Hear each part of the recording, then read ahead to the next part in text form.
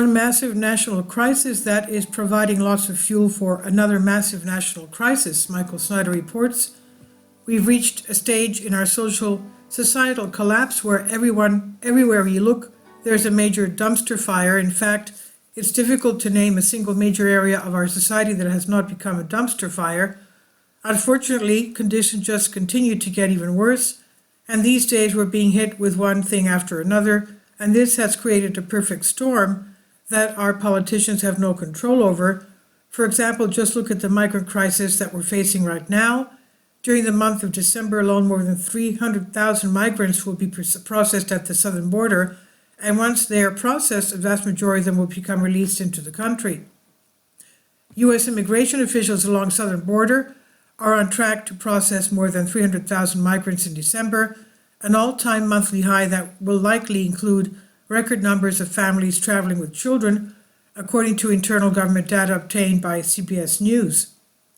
The extraordinary number of migrant arrivals this month is the most dire juncture yet of the 3-year-long crisis in the U.S.-Mexico border that has strained resources in small and large U.S. communities, left countless of migrants in limbo, prompted lawmakers to consider drastically limiting asylum and creating a major political vulnerability for President Biden as he seeks re-election. At this point, why would anyone try to come into this country legally through the front door when the back door is broken and completely wide open? As Elon Musk pointed out, we have never seen anything quite like this. On X, he said, almost no one seems to be aware of the immense size and lightning growth of this issue, and according to the mayors, it's really already overwhelming essential services in New York, Chicago, and other cities. This crisis will almost certainly intensify during the year ahead because these migrants are being drawn here by all the freebies that they are being promised. If you can believe it, starting on January 1st, that's today, the state of California will actually be offering health insurance for all undocumented immigrants. California will welcome the new year by becoming the first state to offer health insurance for all undocumented immigrants. Starting January 1st, all undocumented immigrants, regardless of age, will qualify for Medi-Cal, California's version of the federal Medicaid program for people with low incomes.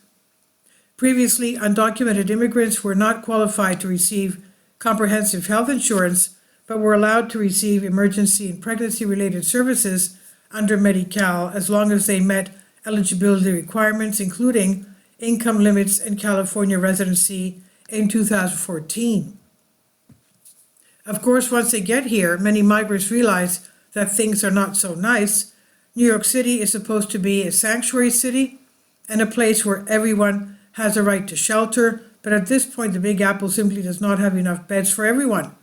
And as a result, migrants have run out their time in shelters, are being forced out into the streets to make room for more migrants that have just arrived. The new reality is on stark display outside an East Village re-ticketing center, where every morning for the past few weeks, hundreds of people, mostly men, have queued in the frigid pre-dawn hours in a line that snakes around the block, and the building at the former St. Bridget's Catholic School on East 7th Street is now the centralized intake point for adult immigrants who've run out their time in shelters, since the city has begun to put that on a clock and are seeking a bed for another 30 days. Those seeking a place to sleep are given a wristband with a number and a date scribbled in Sharpie, indicating how many people are before them in line. The number of those waiting for cots spread out across a network of emergency shelters across the city is likely in the thousands, and it now takes more than a week to secure one. Needless to say, New York City is not the only major city that's being overwhelmed.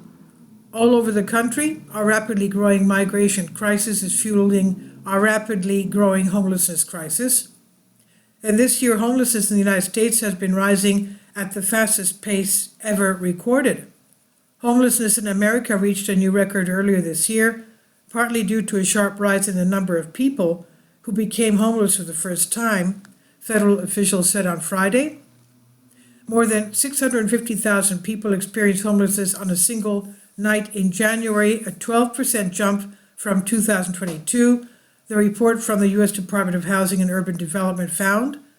That's the highest number since the country began using the yearly point-in-time survey in 2007 to count the homeless population. And why are we allowing vast numbers of migrants to overwhelm our cities when we already have so many people sleeping in the streets? It doesn't make any sense at all. We've reached a point where Americans are often too terrified to walk the streets because homelessness has become so pervasive. The homeless and drugs crisis tormenting major cities across U.S. has spiraled out of control in recent years, leaving many residents and local business furious over the downfall of their neighborhoods. Residents are often too terrified to walk the streets and fear for the safety of their families, while rampant lawlessness is increasing, driving tourists and trade out of cities, with many companies shutting up shop earlier altogether due to looting. And as I've discussed in previous articles, the substantial portion of the homeless population is on drugs, and those that are high on drugs are not particularly careful about where they use the bathroom. And as a result, the poop in the streets and major problems in communities all over America, and all of that can spread some pretty terrible, horrible diseases. For example, just check out what's happening in Portland, a highly contagious infection that is spread through tiny particles of fecal matter has broken out in Portland, with officials warning that the homeless population are most at risk of catching the illness. Shigella is a bacteria that spreads through human feces. People transmit the infection after getting the microbes on their hands and then touching their mouths. People can also spread the intestinal infection through sexual intercourse. In 2024, I expect levels of migration and levels of homelessness to go even higher. Our cities are being absolutely packed with desperate people, and that is setting the stage for unprecedented societal chaos.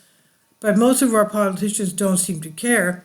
Most of them seem convinced that everything will work out fine somehow, and they certainly don't want to hear from those of us that are deeply concerned about where all of this is ultimately heading.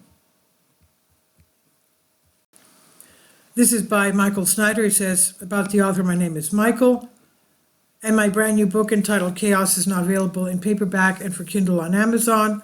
In addition to my new book, I've written 7 other books that are available on Amazon, including 7-Year Apocalypse, Lost Prophecies of the Future America, The Beginning of the End, and Living a Life That Really Matters, commissions earned. When you purchase any of these books, you help to support the work that I'm doing, and one way that you can really help is by sending copies as gifts to family and friends. Time is short, and I need help getting these warnings into the hands of as many people as possible. I've also started a brand new Substack newsletter, and I encourage you to subscribe so that you won't miss any of my articles. I've published thousands of articles on the Economic Collapse blog, End of the American Dream and the Most Important News. And the articles that I publish on those sites are republished on dozens of other prominent websites all over the globe. I always freely and happily allow others to republish my articles on their own websites, but I also ask that they include this about the author section with each article. The material contained in this article is for general information purposes only, and readers should consult licensed professionals before making any legal, business, financial, or health decisions. I encourage you to follow me on social media, Facebook and Twitter, and any way that you can share these articles with others is definitely a great help. These are such troubled times and people need hope. John 3:16 tells us about the hope that God has given us through Jesus Christ. For God so loved the world that he gave his only begotten Son, that whosoever believeth in him should not perish but have everlasting life. If you have not already done so, I strongly urge you to invite Jesus Christ to be your Lord and Savior today. This is by Michael Snyder on End of the American Dream. Please leave your comments, and thank you for your support. Kindly support my Patreon account. The daily posts are 5 videos daily, and they are totally different from what I have on my YouTube channel. Thank you so much for your support and that you find all my content so interesting. You'll find the Patreon account details in the description box below.